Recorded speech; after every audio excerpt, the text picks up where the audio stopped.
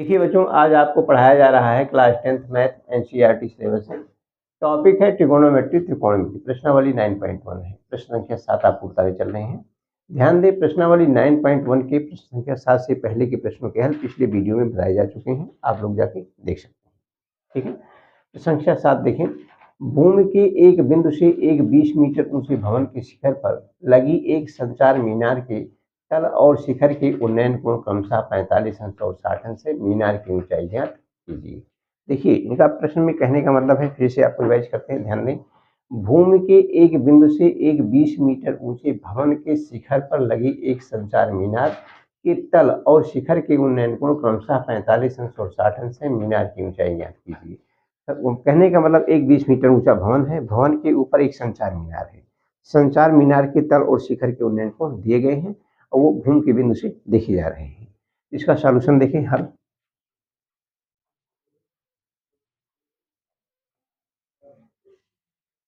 देखें, सबसे पहले क्या कहते हैं, हम एक भवन बनाएंगे। भवन क्या, देखिए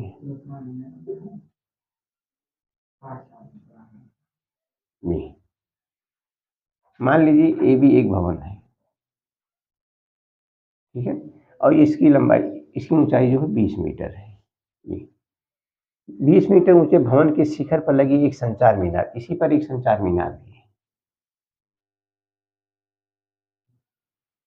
ये बीसी हमने ले लिया, बीसी जो है ये संचार मीनार है। संचार मीनार के तल और शिखर के उन्नयन कोण दिए गए हैं, कहां से, भूमि के एक बिंदु से। देखिए, भूमि पर हम एक बिंदु ले रहे हैं,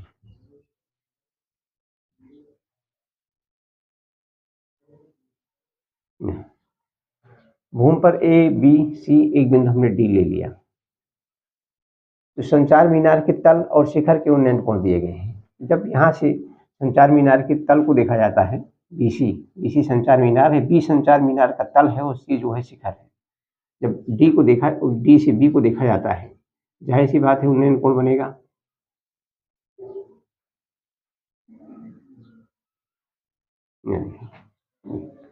तो ये आपका कोण 45 डिग्री दिया गया है।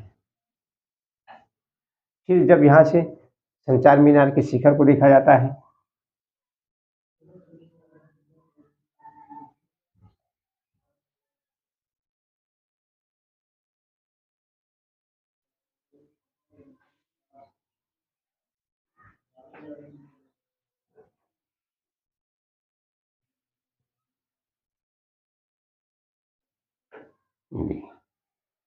जब संचार मीनार का शिखर सी जब देखा जाता है तो उन्नयन कोण, स्वाभाविक हाइट बढ़ गई तो उन्नयन कोण बढ़ गया, उन्नयन कोण हो जाता है 60 डिग्री। ये कोण, इसको हम ऐसे दिखा रहे हैं चित्र में। जो कोण ऐसे दिखाया गया है, ये वो कोण है आपका 60 डिग्री, ठीक है। और जो 45 दिखाया गया है, वो 45 को ऐसे दिखाया गया है, वो कितना है, 45 डिग्री। कहने के लिए बाकी इनके नाम अभी लिख देते हैं, ठीक है। 45 डिग्री का नाम क्या है, बी डी ए, और 60 डिग्री का नाम है सी डी ए। देखिए इस चित्र में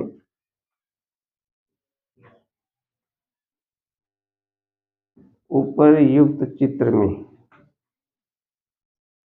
ध्यान दें, ए बी एक ऊंचा भवन है, ए हाई बिल्डिंग। तो ए बी आप क्या कह सकते हैं, ए बी भवन की ऊंचाई है, ए बी भवन की ऊंचाई है, तथा ए बी बराबर दिया गया है 20 मीटर। कहने का मतलब एम से मीटर होता है, 20 मीटर दिया गया है, ये आपको दिया गया है। गिवन, आगे देखें, इसी पर संचार मीनार है। यहाँ देखें, बीसी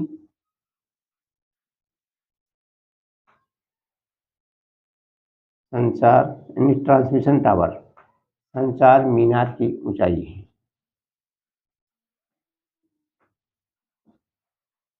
और संचार मीनार की ऊंचाई हमने ज्ञात करनी है, तथा बी सी आपका क्वेश्चन मार्क है। आगे देखिए कोण जो दिए गए हैं, डी भूमि पर स्थित एक बिंदु है,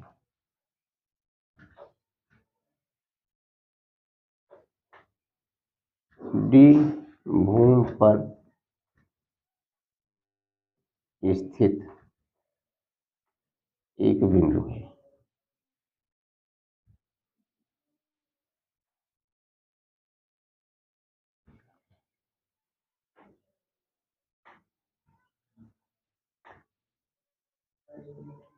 यहाँ से देखिए चित्र को फिर समझाते हैं। ए बी भवन की ऊंचाई है यानी height of building, B C transmission tower है यानी संचार मीनार है, और ये जमीन पर स्थित एक बिंदु है। डी से जब हम संचार मीनार बी सी ये जब हम तल को देखते हैं तो उन्नयन कोण 45 अंश पाया जाता है, कहने मतलब कोण बी डी ए आपका 45 हो जाता है।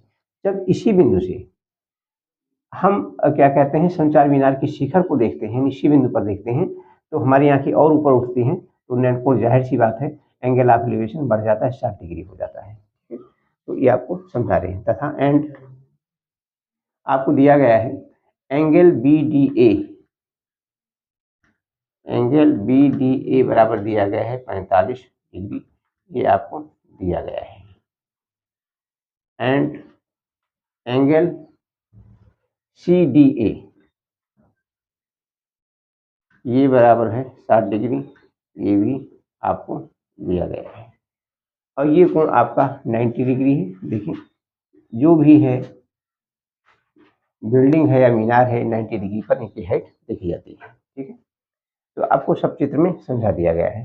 सबसे पहले हम छोटा वाला चित्र लेंगे और देखिए मीनार की ऊंचाई आपकी क्या है बीसी, और बीसी आपका क्वेश्चन मार्क है। तो सबसे पहले हम छोटा वाला त्रिभुज ले रहे हैं।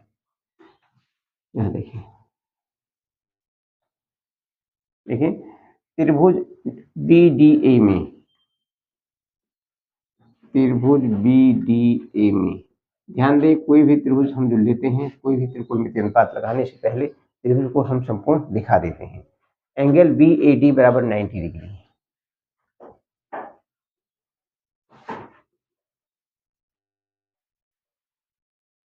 वी नो दैट, हम जानते हैं।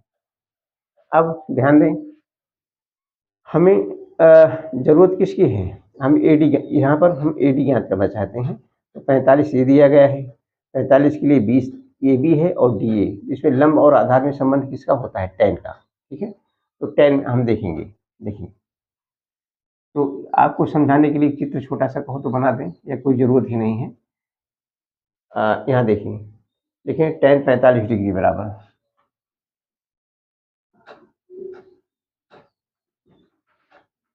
लंब बटे आधार, इसके लिए लंब क्या है ए बी और आधार है ए डी। ठीक है, यहाँ ध्यान दें।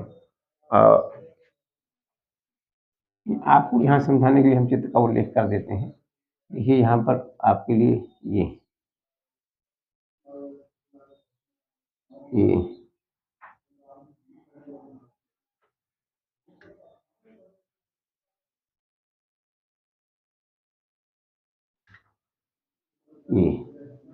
ये बी है और ये ए है और ये डी है और ये है 45 डिग्री, ये आपका 90 डिग्री। चित्र को थोड़ा अलग कर दिया, आपको समझ में आ रहा होगा। tan 45 डिग्री बराबर ए बी बटा ए डी, देख पा रहे हैं।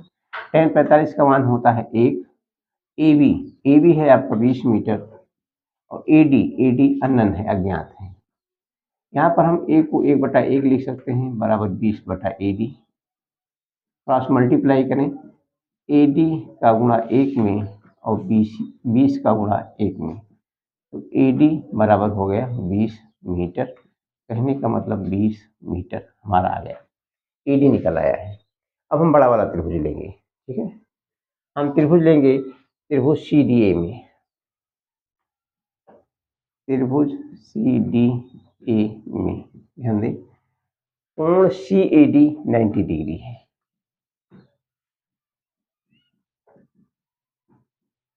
सी ए डी 90, ये देखिए आपका चित्र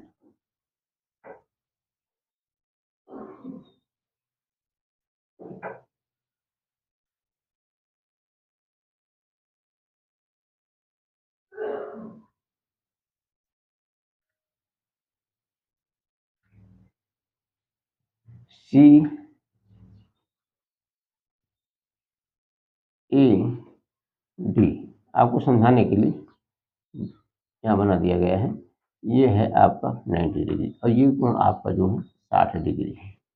ठीक है, इसको हमने यहाँ पर समझाया था ए से, समझ रहे हैं, ये 60 डिग्री है। तो यहाँ देखें, ये यहाँ पर देखिए तो आपका हो जाएगा tan 60 डिग्री बराबर लंब बटे आधार।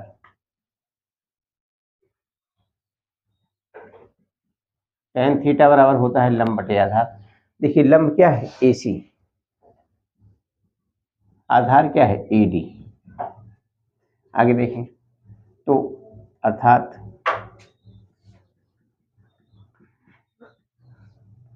tan 60 डिग्री बराबर आया AC बाई AD।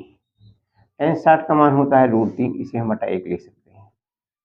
ठीक है, यहाँ देखें AC को हम यहाँ से क्या लिख सकते हैं, AB plus BC, AB plus BC। यहाँ देखिए AC को लिखा जा सकता है क्योंकि AC बराबर है, ध्यान दें, AB plus BC, AB plus BC। तो यहाँ पर हम लिख सकते हैं डिवाइड बाई AD। यहाँ आपको समझा रहे हैं क्योंकि AC बराबर है AB plus BC, AB plus BC, ये आपका C है,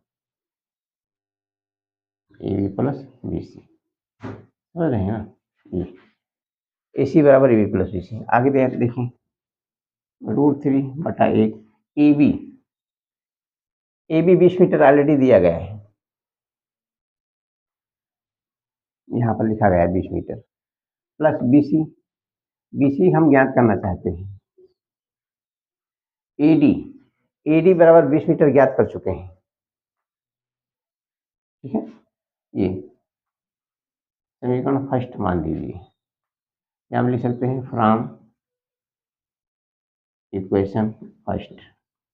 ठीक है, यह ध्यान दें, ये रीजन आपका देखिए AB आपको दिया गया है, लिखा गया है 20 मीटर। ठीक है, तो ये हो गया आपका, और एंड यहाँ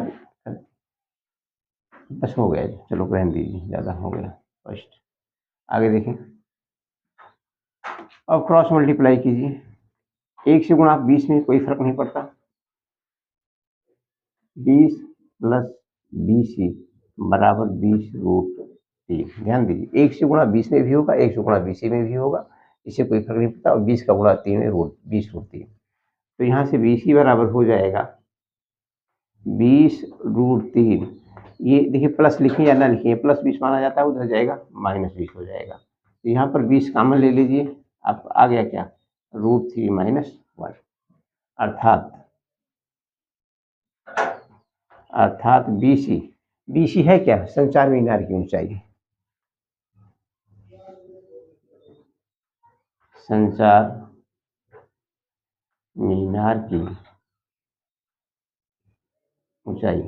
तो ये आपका आ गया 20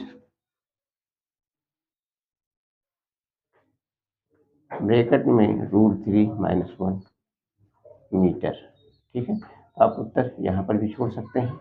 आगे देखें, हम 20√3 का मान होता है 1.732 -1। ठीक है, तो आपका ये 20 गुणे घटाने पर आ जाएगा 0.732। समझ रहे हैं आप, एक घटाएंगे हम तो यहाँ से आ जाएगा 0.732। आगे देखें, इसे हम लिख सकते हैं 2 गुणे, आगे देखिए तो 10 से इसमें गुणा करेंगे, 0.1 अंक दाहिनी तरफ हट जाएगा। यहाँ पर आपको संख्या देते हैं 10 गुणे 0.732, 10 से गुणा करेंगे 0.1 अंक दाहिनी तरफ हटेगा, फिर ये आ जाएगा आपका 07.32, 1 अंक दाहिनी तरफ हटेगा, इधर शून्य का कोई महत्व नहीं है, इसे हम लिख सकते हैं 7.32। ध्यान दीजिए 10 गुणे 0.732 जब हम लिखेंगे, 10 से गुणा करेंगे तो 1 अंक दाहिनी तरफ हटेगा, तो आएगा 07.32, 1 अंक दाहिनी तरफ हट गया। इसको जीरो का कोई महत्व नहीं है, हो गया 7.32। तो आपका ये हो गया 7.32। यहाँ पे यहाँ समझा देते हैं, एक अंक कहीं तरफ हटेगा, ये हो जाएगा 07.32। समझ रहे हैं, एक अंक दाहिनी तरफ हटेगा दशमलव। इधर देखें, इधर शून्य का कोई महत्व नहीं है, तो 2 गुणे 7.32। आगे देखें, तो गुणा करेंगे या यहीं लिख दीजिए, 2 दूनी 4 और 2 तिहाई 6, 2 सते 14। 2 दूनी 4, 2 तिहाई 6, 2 सते 14, 2 अंक बाद दशमलव है, तो 14.64 ऐसे कर लिख दीजिए, 14.64। ये आपका 4 है।